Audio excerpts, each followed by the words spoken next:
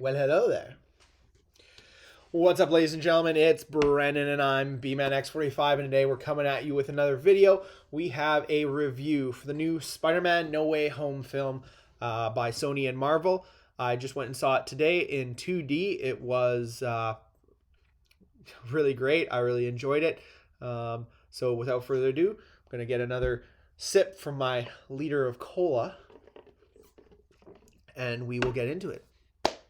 So I experienced, I enjoyed it very much. It is a really refreshing and well done story. I think it was one of the best movies I've seen this year, being that I haven't been to many.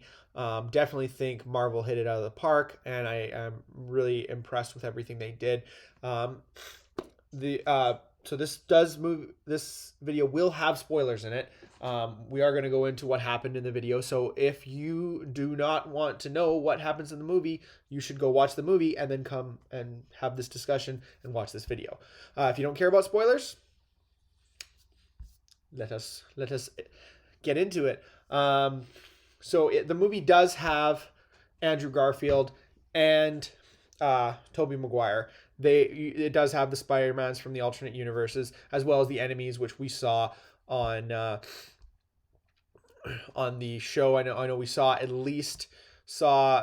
hints at Doc Ock. We saw Green Goblin's bomb and everything like that. It's actually pretty interesting. Yeah, so we got villains from all the movies, basically Spider-Man 1, 2, 3, and the Amazing Spider-Man 1 and 2. So we got villains from every movie.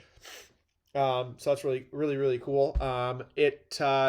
We've seen the trailer, so we knew that he was going to go to Doctor Strange and try and, get everyone to forget that he's Peter Parker, because everyone's, their lives have been, the loved ones' lives have been so impacted by this reveal that he is, Spider-Man.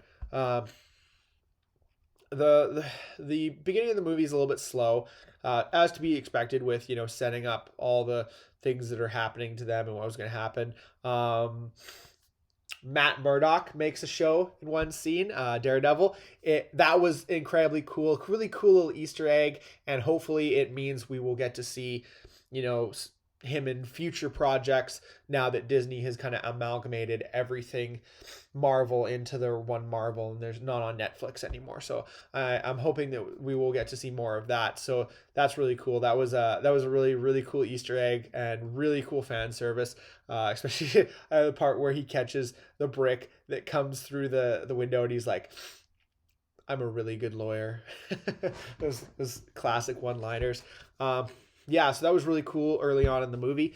The story picked up from there. We got into the scenes with Doctor Strange, him, "Hey, I think I have a solution." Wong being like, "I don't think that's the right solution." Him being like, "I'm not going to listen to you because I like doing magic too much and being, better than everyone else." So it kind of went into that. The movie is not woke. If you watch my channel, I do not like woke stuff. I've always been the kind of person that thought, I've never been the kind of person to think, oh, well, a woman should get paid less for the same job. No, everyone should get paid the same, right? If I do something that someone else does, depending on my, color and race, there's no reason if another person does the same thing that they shouldn't get paid the same thing. So I've never had that, if you're doing different jobs, then yeah, the different qualifications might mean you get paid less. I got paid less as a shipper receiver than I did when I became a parts person. That's life, right? Different qualifications. But, I'm not, I'm just saying that I'm not in that whole group of people that think that everything should be an apology for everything bad that has ever happened in the world. And I think woke mentality is ruining our entertainment. I think it is a plague on the thing that we love, which is escaping reality in these movies and just having, an hour and a half of thinking, what if life was this, kind of magical, right? Because life is magical and it can be really great, but there's also a lot of things that, the little things that chip away at us day to day, and politics is one of them. and I don't like politics in my media. I don't like politics has ruined so many good shows. Um, Doctor Who, Star Trek. I'm not a super big Star Trek fan, but I can understand why Star Trek fans are upset. It's definitely ruined Star Wars, which is really big for me. If you can see those guys right behind me, I really gotta like learn the directions. I put my finger up and I can't like figure out where I'm pointing to because the camera's reversed everything. um, but yeah, so I'm a big fan of a lot of franchises that I feel have just been cut so deeply by this politicized agenda that like everything has to be political. And it's like, no, I'm a writer myself. I'm a storyteller. I want to hear a good story. I'm not the kind of guy who plays Call of Duty for hours and hours on end. Um, you know, because I like multiplayer games. I play story-driven games. I play God of War. I play the, Far Cry. I play all the Assassin's Creed because I'm in it for the story. And so when I watch a movie, a TV show, I'm in it for the story. And if the story sucks, even if it has lots of special effects and other stuff like that, you go away from that movie. You might have been excited when you watched it, but you eventually realize that the movie is hollow and there's nothing there. A good example is The Last Jedi. I had a great time when I went to the theater and watched The Last Jedi. I thought, I was excited. I the whole way through there was things I was like, but I was like, yeah, yeah. But the problem is when I got home, I started to think about the movie and what it did for the story. And there was no story. There was no story, nothing made sense, and it just left me feeling hollow. And that's what I did not feel like with Spider-Man. I felt like every decision they made in that movie had consequences that led to the next bigger decision, and that everything, just kind of flowed in line. It was really great. Another great thing was I had been waiting and waiting for this movie, and I was like, I really want to see this movie. And I was like, if they're going to have Tobey Maguire in this movie, somebody's got to say the "with great power comes great responsibility" line. Somebody's got to say it. Somebody's got to say it. Yeah. And it just so happened that it was Aunt May. And it wasn't what I was expecting. I was like, I was watching the movie and I was thinking in my head, I'm like, maybe Uncle Ben will, because a whole bunch of dead people are popping up, right? We know that they died fighting Spider-Man, so maybe Uncle Ben will pop up. But then I was like, Uncle Ben didn't know Peter was Spider-Man, so yeah, I guess didn't make sense. But when Aunt May did it, it was like, that's really good, right? Like, if it didn't come from him, it should come from her. It felt right. It felt, and unfortunately, Aunt May dies in the movie as a result of the fight with Green Goblin, and he's trying to set Peter up to be enveloped in his rage and become a killer like him, and it's a sad thing, he lost everyone really, his parents, his I don't know if he had an Uncle Ben. I don't know if they talk about Uncle Ben in the first. I can't remember if they talk about Uncle Ben in Civil War or in Homecoming, but so it definitely was the perfect time to do that line.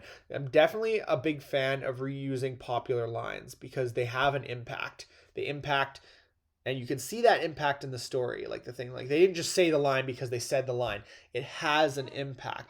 It makes you think. It makes the characters think. And when you create a moment where you make the people on the screen and who are watching the screen think about it, that's huge, because it's like the the audience and the actors are becoming one at the same time, because they're thinking, the characters are thinking about what's been said and the audience is thinking about what's been said, and it has an impact emotionally and physically and mentally. It's huge. So I mean, that was a really big part for me. And they kind of came back to that later on and made it even better with the inclusion of, Tobey and Andrew Garfield. I think I've always been an Andrew Garfield fan. I really enjoyed his performance as Spider-Man in The Amazing Spider-Man 1 and 2. Now, I didn't necessarily think that the story for both those movies were that great, but I really actually appreciated his his approach as Spider-Man. Um, and I didn't really like Tobey Maguire. Other than the second one, I loved everything about Spider-Man 2. So I wasn't a super huge Tobey Maguire fan. I know a lot of people are diehard Tobey Maguire fans and they hated Andrew Garfield. And actually, someone that I watch on YouTube pointed out that he was changed in his opinion about Andrew Garfield from this movie, changed his opinion, and he realized that Andrew Garfield is a amazing Spider-Man. He just got handed a mediocre script. And so that's really something that's really cool. And I mean, like, if they ever decide to do an Amazing Spider-Man 3 and round out that, trilogy with the giant rhino suit that we probably will actually never see. Maybe if they have the right writer on the team for that one, we could see something so much more elevated than what we got from 1 and 2. But yeah, I definitely was really happy with the performances of all three Spider-Mans. I think they complemented each other. The banter was amazing. Everything they were doing, it was like, that's Peter Parker. He's a goof. He's a smart goof. And he says awkward things. And he has witty, retorts and funny banter because that's his like defense mechanism and stuff like that. It makes him feel comfortable. It's who he is and stuff like that. And just having all three of them doing it together is just... Another big point of the movie was the whole do not kill people. I am very much for a superhero that does not have to kill. I don't mind watching a superhero that does have to kill, but definitely I'm more of a fan of superheroes that can find a way to, get through it without having anyone die.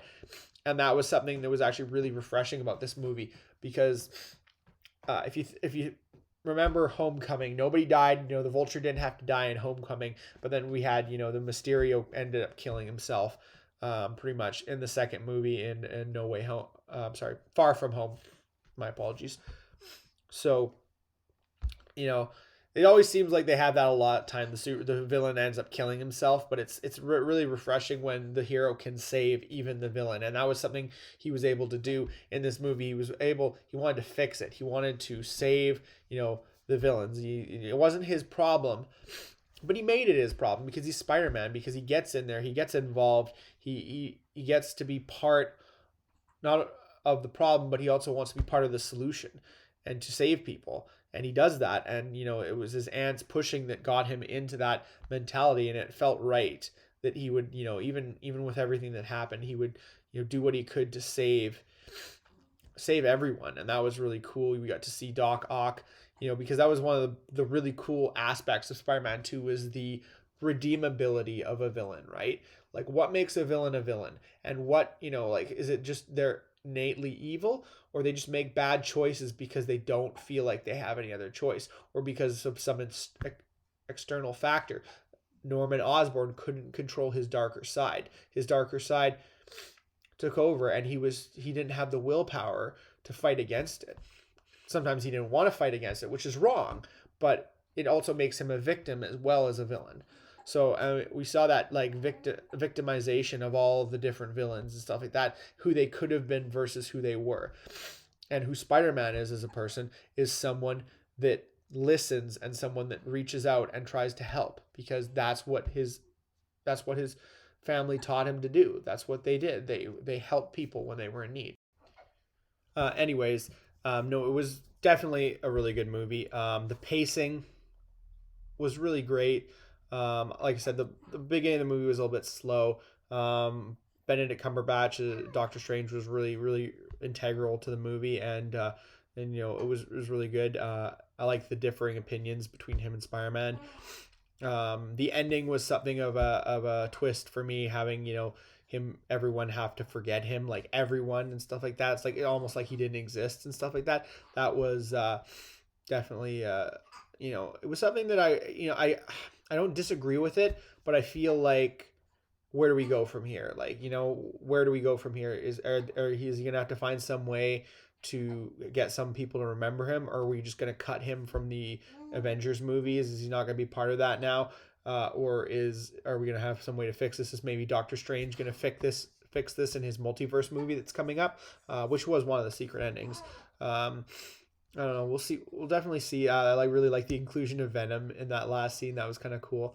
The villain cast, all-star cast, just amazing actors. Everything was just really good, and that was really fun to watch everything unfold. As always, Aunt May, she did a fantastic job and really pulled at your heartstrings, and that was really well done. MJ, Zendaya, I think is how you pronounce it.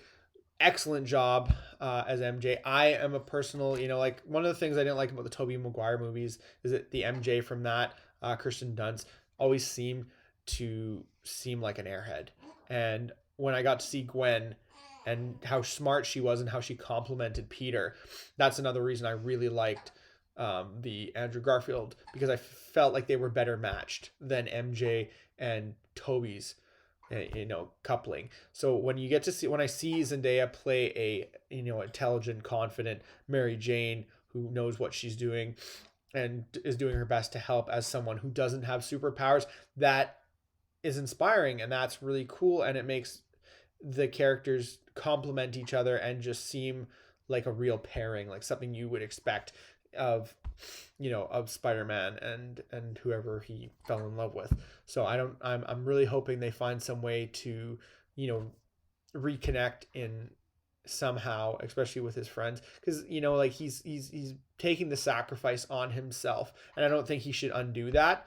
Personally, I think it should be undone for him, because he's made that sacrifice to become the Spider-Man he needs to be the one who helps everyone else. And I think that was the right decision for him at that point and moment. But I definitely feel like I would feel a little bit empty if he didn't be able to find his way back to his friends. So like I said, I'm interested to see how they deal with that in the future, and it makes me want to see more. It makes me want to see the next story. So I mean, it's I've had this really great experience, and the story was really fulfilling, and it closed out in a good way, and you got to see the resolutions, the villains be saved, the Spider-Mans go back to their own universes, stronger and better and stuff like that. And you got to see the potential that we didn't get to see in Andrew Garfield, as well as we got to see the reminiscence of Toby and what he's become as Spider-Man, and that was really important. And it did a lot of good for the fans, because they're going to really appreciate that. And that's that on Sony Marvel, that's congratulations, because if you have a really successful movie because of this, it goes to show you what people want. You just have to give it to us. What we want to see. What we're looking for. We're looking for an escape, and that's what's important. And we want that escape, and hopefully this kind of thinking will find its way into other properties. It'll find its way back into Doctor Who, back in its way to Star Wars, so that we can see really great stuff in the future. Because I really feel like, if these people that are writing these types of scripts get more opportunities, the film industry is going to start seeing profits and not losses. So, it's up to them. But, I personally would recommend going to see this movie.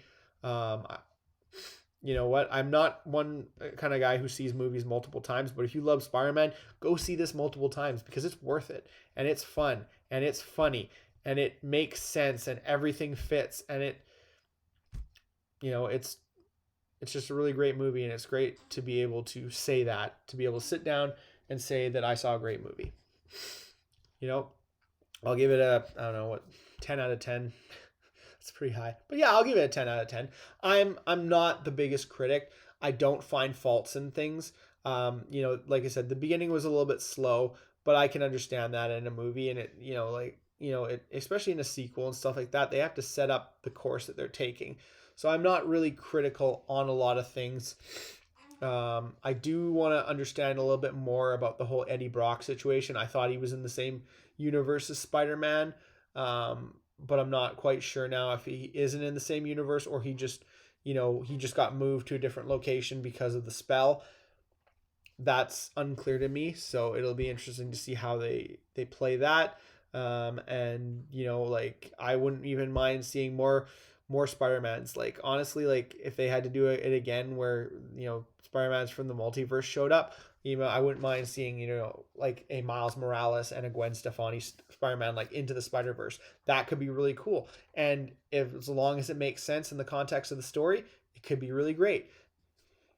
Obviously, we've seen once or multiple Spider-Mans are better than one.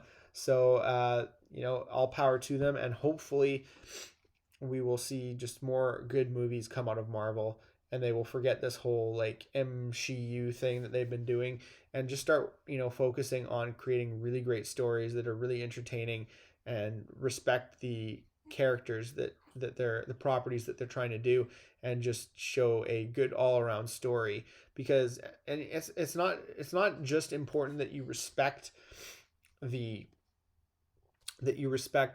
heroes, you also need to respect the villains, because they have motivations, they have reasons for doing what they do, and they've been built that way. Black Widow totally blew Taskmaster out the water, and they suffered for that. They really suffered for that, and you can see it in the numbers and everything like that. Taskmaster, like he could have been a way better villain, and it just takes the steam out of their engine and just makes people go, okay, well, yeah, sure, I don't really want to see this, or I'm not going to waste my money on this.